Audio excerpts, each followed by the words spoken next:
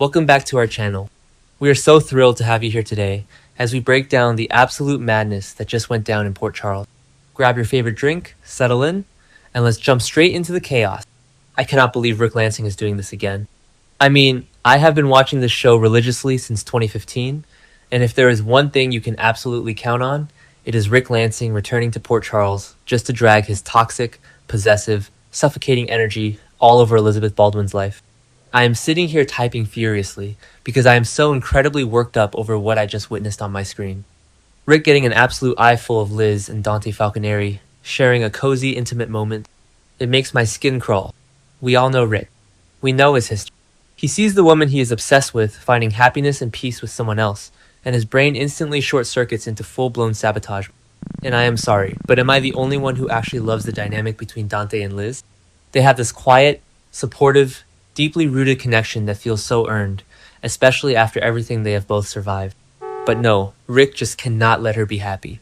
He spots those sparks flying between them, and you can literally see the dark wheels turning in his head as he plots to tear them apart. So what does Rick do the second he feels threatened? He runs straight to his brother, Sonny Corinth. Because of course he does. Rick shows up at Sonny's place under the guise of seeking guidance or needing input on a situation that has come up. He is totally fishing for love life advice, and part of me wonders if the absolute madman is actually considering proposing to Elizabeth just to lock her down before Dante can make a real move. But let's be real, this conversation is all about Dante. Rick is probing Sonny, trying to figure out if Dante's interest in Liz is genuine or just a passing phase. He wants to know if his own nephew is a legitimate threat to his twisted romantic. And Sonny, who has officially left the mob and is trying to live a drama-free life, probably gives Rick his blessing on whatever scheme he is cooking up, while assuring him that Dante's heart still secretly belongs to Lulu. Which, by the way, is exactly what Rick wants to hear. Because if Dante still loves Lulu, then Rick has the perfect weapon to eliminate his competition. And this brings me to the absolute most chaotic prediction I have ever made, and I am both here for it and completely dreading it. Rick is going to seek out Lulu. Yes, you heard me. Rick is going to track down Dante's ex-wife and manipulate her into a scheme designed to push Dante right back into her arms. It is so diabolical, so perfectly Rick, and so destined to blow up in everyone's face. Remember when they tried this kind of manipulative matchmaking with other characters in the past? Yeah, it didn't work then either, and it always leaves a trail of broken hearts. But Rick does not care about collateral damage. He only cares about possessing Elizabeth. A Rick and Lulu alliance would be the definition of a toxic partnership, but I cannot deny that the drama would be absolute top-tier television. I know some people are loving this dark, scheming Rick revival, but personally, I am terrified for Liz. She has been through enough. Wait, I am getting ahead of myself, because we absolutely need to talk about the Metro Corp. Drew Kane and Ava Jerome. Can we talk about this? I am screaming at my screen. Ava, Jerome, and Drew Kane sitting together, sipping drinks, and actively plotting against Sonny Corinthos? It is the most unholy, unexpected, and utterly fascinating alliance this show has delivered in years. Ava literally looks at him and says, "I had no idea hell had frozen over. And honestly, Ava, I am right there with you. These two have despised each other. But now they have a common enemy." Sonny has stepped away from the mob, which makes him vulnerable, and Drew is on an absolute warpath.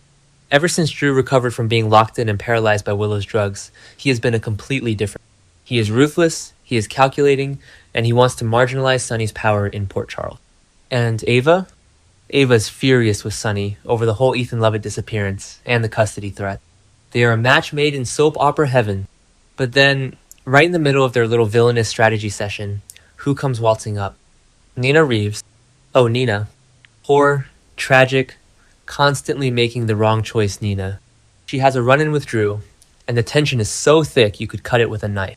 I mean, let's not forget that Nina literally shoved a wheelchair-bound Drew into the Quartermain Lake in a panicked attempt to drown him. And now he is sitting there, fully mobile, looking healthy, and acting completely civil towards her. It is terrifying. Drew is playing a massive psychological game. He acts like they have reached a new understanding, totally brushing off the attempted murder, and it leaves Ava completely taken aback. Ava is sitting there watching this exchange, realizing just how dangerous and unpredictable Drew has become. Nina tries to hold her ground, but she eventually stomps off, completely rattled by Drew's eerie calmness. She knows he's a ticking time bomb, and she knows she is standing right in the blast radius, which leads me directly to Jack Brennan. I have been saying this for weeks, you guys. Brennan finally sits Nina down and delivers the most dire, urgent warning. He looks her dead in the eye and pleads with her to pull back before Willow pulls. And he is 100% right. Listen to the man, Nina! Brennan is a trained WSB operative. He knows a sinking ship when he sees one, and Willow Kane is currently the Titanic. Nina is fretting over the fact that Brennan's blackmail material, the evidence of Drew's misappropriated funds, might not be enough to contain Drew permanently. She is terrified that Drew is going to sink both her and Willow if their fragile agreement falls apart. But Brennan knows the real danger isn't just Drew, it's Willow herself. Willow is spiraling completely out of control, and if Nina stays tethered to her daughter's chaotic life, she is going to lose everything, including her budding romance with Brennan. But let's be real, will Nina actually listen to Brennan's incredibly sound advice? Absolutely not. Because Nina is psychologically incapable of walking away from her daughters, even when they are toxic. She is going to fret over wildcard Willow and her escalating custody war with Michael Corinthos, and she is going to drag Brennan right into the mud. I am so frustrated. I want Nina to choose herself for once. I want her to choose the sizzling chemistry she has with Jack Brennan and just walk away from the Quartermain drama. But she won't. She is going to ignore the warning, and it is going to end in absolute disaster. I know some fans defend Nina's maternal instincts, but at some point, you have to cut the cord to survive. Okay, let's talk about Willow. She is currently trapped living in the Quartermain gatehouse under Michael's watchful, controlling eye, and she is losing her mind. In Wednesday's episode, we see Willow at the gatehouse, looking like a cornered, desperate animal, and she delivers this chilling warning to someone. Walking away unscathed won't be as simple as you think. Who is she talking to? Is she threatening Michael? Because Michael currently holds the ultimate trump card. He has Trina and Kai's testimony about hearing Wiley's ringtone at the house the night Drew was shot, giving him the proof he needs to destroy her in court. Or is she talking to Nina, warning her mother that she can't just abandon her now? Or maybe she is talking to Jacinda Bracken, the woman who literally spiked her iced latte with drugs and nearly caused her to crash a car with her children inside. Whoever Willow is threatening, it proves one thing. She is completely unhinged. She feels like she is living in a waking nightmare, and honestly, she kind of brought this on herself. I know she was drugged by Jacinda, which is horrific, but let's not forget that Willow shot Drew twice in the back and then systematically drugged him with paralytics to keep him locked in a silent prison. She is a criminal! And now she is acting like the ultimate victim because Michael is playing hardball for custody. I am sorry, but I have zero sympathy for Willow right now. I want to see her face the music. I want Michael to take those kids and run. But knowing Willow, she is going to fight dirty, and her warning at the gatehouse proves she is willing to drag anyone and everyone down with her if it means keeping her power. Let's take a breath and shift gears to something that actually makes me want to. Jordan Ashford is getting a CEO off. Yes, finally. Jordan is receiving a shocking, massive offer, and all signs point to her becoming the newest CEO of Jasper Jack's Enterprise. Jocelyn Jacks literally recommended her for the job after rejecting Carly's manipulative plot to force her out of the WSB, and I could not be happy. Jordan has survived so much trauma lately. She had to watch Curtis go to Pentonville. She survived being held hostage by Jen Sidwell. She has been dragged through the mud, and she deserves a massive corporate victory. But here's the twist. Valentine Cassadine also wants Jordan. He recently offered her a highly lucrative deal to join his business team as a consultant, leveraging her insider knowledge of Sidwell's.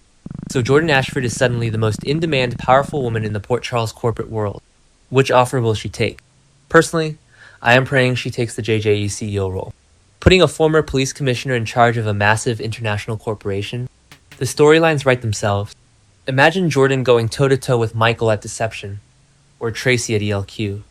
She would absolutely dominate the boardroom, and it would be the ultimate redemption arc for a character who has been sidelined for way too long. Finally, I have to talk about the storyline that is genuinely giving me anxiety. Kai Taylor, Trina Robinson, and this terrifying stalker situation. Kai is getting seriously rattled, and he has every right to be. He is noticing Quinn's behavior lately, and it is sending massive red flags everywhere. Quinn popped back into town, claiming he wanted to make amends with Kai and Trina, but the way he is so deeply, obsessively interested in Trina, it is chilling. Trina is just trying to live her life.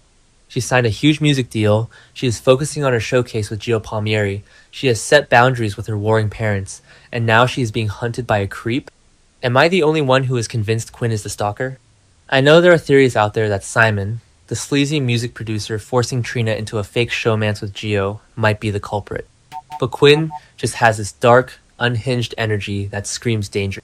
The spoilers say Kai is going to deal with unsettling news and growing fears, and I am terrified that Kai is going to become collateral damage. Kai already knows too much about Willow shooting Drew, which puts him at risk, and now he is standing in the crosshairs of Trina's stalker. If Quinn decides that Kai is in the way of his twisted obsession with Trina, something terrible is going to happen. I am literally begging the writers, do not hurt Kai. Let Trina and Kai catch a break for once. This entire episode is setting up a massive explosion of secrets, lies, and toxic obsession. Rick is plotting to ruin Liz's happiness. Drew and Ava are conspiring to tear down Sunny's empire. Nina is blindly ignoring Brennan's desperate warnings. Willow is issuing dark threats from her gatehouse prison. Jordan is ascending to ultimate corporate power. And Trina is being hunted while Kai watches in terror. I am so emotionally invested in every single second of this drama, and I cannot wait to see how it all blows up in their faces. Who will survive this ultimate collision of secrets, and who will lose everything? Drop your wildest theories in the comments below, smash that subscribe button, and let's discuss.